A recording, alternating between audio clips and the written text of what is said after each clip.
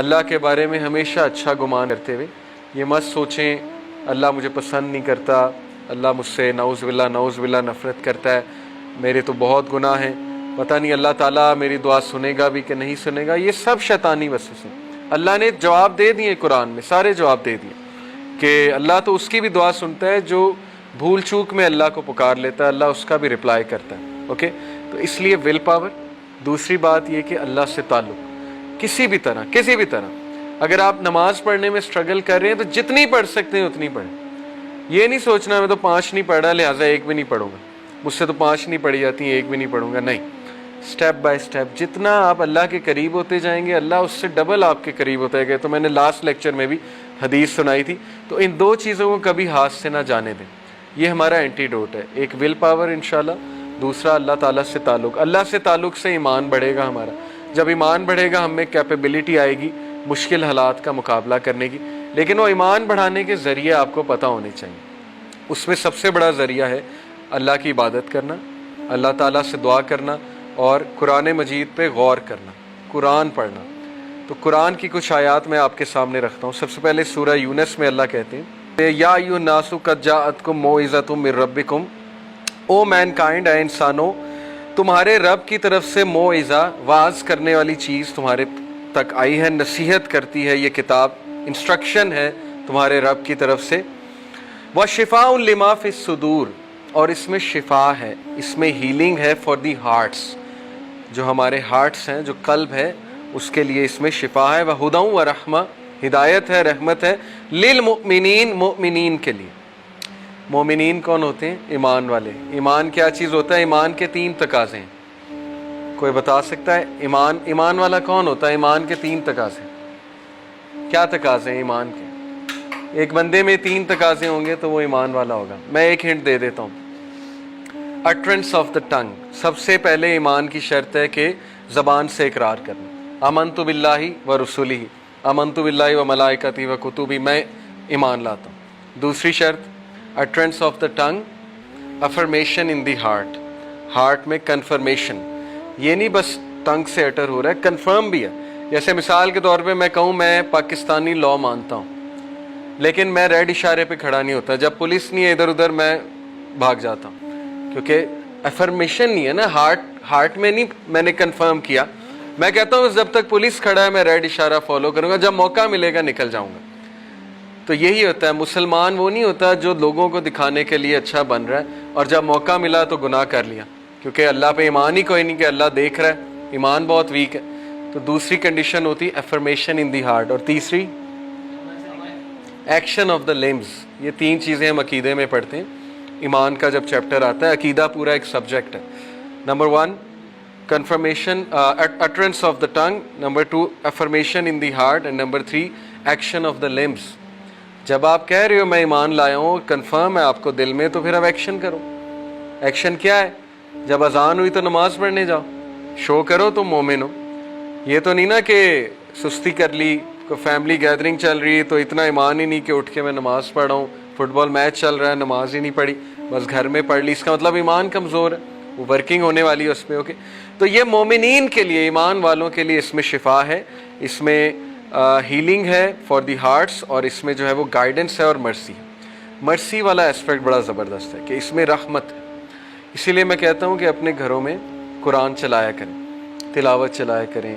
صبح صبح اکثر پرانے جب میرا دور تھا، جب میں آپ کے جتنا تھا، آپ لوگوں کے جتنا، پی ٹی وی چینل آتا تھا، اس پہ تلاوت چلتی تھی صبح۔ آج جو ہے بڑا عرصہ ہو جاتا ہے ہمیں تلاوت سننے کو ملے، اپنے گھروں میں، اپنی گاڑیوں میں، اپنے ورک پلیس میں، تو ہم پہ رحمت کیسے نازل ہونی؟ اس لیے رحمت کے لیے بہت ضروری کہ قرآن اس گھر میں چلے۔ اور دیکھیں اس میں جو دلوں کا ذکر ہے نا، کہ اس میں شفا ہے دلوں کے لیے۔ دل، قلب جو ہے یہ آپ کا موسٹ امپورٹنٹ پارٹ ہے، کیونکہ قلب، ایمان قلب میں ہوتا ہے اکارڈنگ ٹو اسلام۔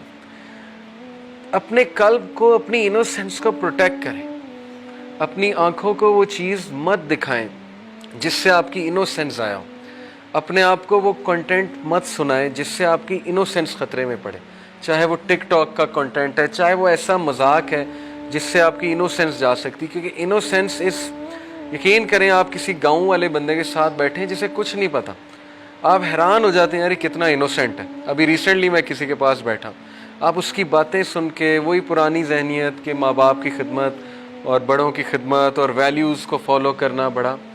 ہمارا جو بچہ ہے اسکول کا, ہر بات میں گندا میننگ, انوسینس کہاں گئی؟ کیونکہ کنٹینٹ ویسا دیکھ رہا ہے نا, ہر چیز سے گندا میں, ہر ورڈ کا گندا میننگ, ٹیچر کی ہر بات کا گندا میننگ. وہ ٹیچر کو سمجھ آ رہی ہوتی بہت اچھے سے, لیکن ہر چیز میں گند, ہر چیز میں گند. کلچر ہمارا یہ بن چکا ہے. تو اپنے دل کو پروٹیکٹ کریں. آپ کا دل بہت قیمتی ہے, اس کو بچائیں, اس کو ایکسپوز نہ کریں. اس کا کوئی قصور نہیں ہے. آپ کو پتہ ہے رسول اللہ صلی اللہ علیہ وسلم کی حدیث ہے کہ جب انسان صبح اٹھتا ہے تو اس کے سارے لمبز, یعنی اس کے ساری چیزیں زبان سے پناہ مانگتے ہیں زبان کے آگے. صحیح حدیث ہے. اور کہتے ہیں کہ ہم تیرے رحم و کرم پہ ہیں, ہمارا خیال کر لے. اگر تو نے صحیح زبان الفاظ ادا کیے ہم ٹھیک رہیں گے. اللہ کا ذکر کیا, کوئی اچھی بات کی, سوچ سمجھ کے بولا. لیکن اگر تو نے فضول گفتگو کی تو پھر ہم بھی جو ہے وہ مسئلے میں پڑ جائیں گے. تو یہ ہے زبان, اور زبان کا کنیکشن دل سے. ابن قیم نے کہا کہ اگر تم نے کسی کے دل کی حالت دیکھنی ہے تو اس کی زبان دیکھ لو, اس کی زبان تمہیں بتا دے گی اس کے دل پہ کیا چل رہا ہے. اگر وہ کڑوی زبان ہے اس کا مطلب بیچارہ بڑے پرابلم میں, اس کا مطلب اس کے دل کی بڑی ورکنگ. اگر وہ شکر گزاری والی زبان ہے, اگر وہ بڑی پازیٹیو ٹاک کرتا ہے, اگر وہ غصہ برداشت کر جاتا ہے, گھر والوں کے ساتھ اچھا ہے, رویہ اچھا ہے, زبان بہت اچھی, اس کا مطلب دل اچھا ہے, قلب اچھا ہے. تو ہم اپنی زبان ایک بار دیکھ لیں. یہ تزکیہ کا پوائنٹ ہے کہ ہماری زبان کیسی ہے. ہم کہیں ایسا تو نہیں باہر بہت اچھے ہیں, ماں باپ کے ساتھ ہماری زبان بہت چلتی ہے اور بہن بھائیوں کے آگے بہت چلتی ہے یا بیوی کے آگے بہت چلتی ہے, تو یہ اس کا مطلب دل پہ پھر کام ہونے والا ہے, ظاہر ہے. تو اس لیے اپنے دل کو پروٹیکٹ کریں. پروفٹ صلی اللہ علیہ وسلم نے کہا بیویئر, صحیح بخاری کی حدیث ہے, بیویئر, خبردار, there is a piece of flesh in the body, تمہارے جسموں میں ایک لوتھڑا ہے. If it becomes good and reform the whole body becomes good. اگر یہ ریفارم ہو جائے گا تمام باڈی ریفارم ہے. But if it is spoiled, لیکن اگر یہ خراب ہو گیا پھر سب کچھ خراب ہے. پھر ذہنیت خراب ہے, زبان خراب ہے, ایکشنز خراب ہے, عمل خراب ہے, پھر وسوسے بھی آتے ہیں بہت زیادہ, کیونکہ دل پہ کام ہی نہیں ہوا نا. پھر وہ بندہ پھنس جاتا ہے, ڈپریسڈ رہنا, ڈی موٹیویٹڈ رہنا, وسوسوں کا آنا, سمجھ نہیں آ رہی ہوتی میں کیا کروں, کیسے نکلوں, وغیرہ وغیرہ, کیونکہ دل پہ کام نہیں کیا. اس لیے وہ کون سا پارٹ ہے, دیٹ از دی ہارٹ, وہ ہے تمہارا قلب. اس لیے اپنے قلب پہ رحم کرو, اپنے قلب پہ ورکنگ کرو. قلب پہ ورکنگ کرنے کے لیے میں آپ کو ایک پریکٹیکل ٹپ دیتا ہوں. پہلی تو بات, نمازیں 5 قائم کرنے کی کوشش کریں انشاءاللہ. ہر نماز کے بعد 20 بار استغفار, 100 بار استغفار دن میں کریں, لیکن بہت فوکسڈ سوچ کے اللہ کو سامنے لا کے, اپنے گناہوں کو سامنے لا کے تزکیہ کریں. 20 بار استغفار, استغفر اللہ توب الیہ, استغفر اللہ توب الیہ, 20 بار ہر نماز کے بعد پڑھیں, اور دن میں 100 بار پڑھیں. اور ایک آدھا کو ایسا ٹائم رکھیں جب آپ قرآن کی 10 آیتیں پڑھ لیں. قرآن یہ نکالا, میری فیوریٹ سورہ البقرہ, سورہ آل عمران ہے, کیونکہ نبی اکرم صلی اللہ علیہ وسلم نے کہا قیامت والے دن یہ 2 صورتیں تجھے چھوڑیں گی نہیں, یعنی تیری سفارش کر کے ہی چھوڑیں گے. یہ 2 صورتیں یہ آئیں گی اللہ کے سامنے اور کہیں گی یہ تو میری تلاوت کرتا تھا بہت زیادہ. تو سورہ البقرہ, سورہ آل عمران میری بھی فیوریٹ ہے. آپ بس پڑھنا شروع کر دیں سورہ البقرہ. اس کے آپ ایسے ایسے فائدے زندگی میں دیکھیں گے آپ سوچ بھی نہیں سکتے. لیکن ٹائم نکال لیں کوئی.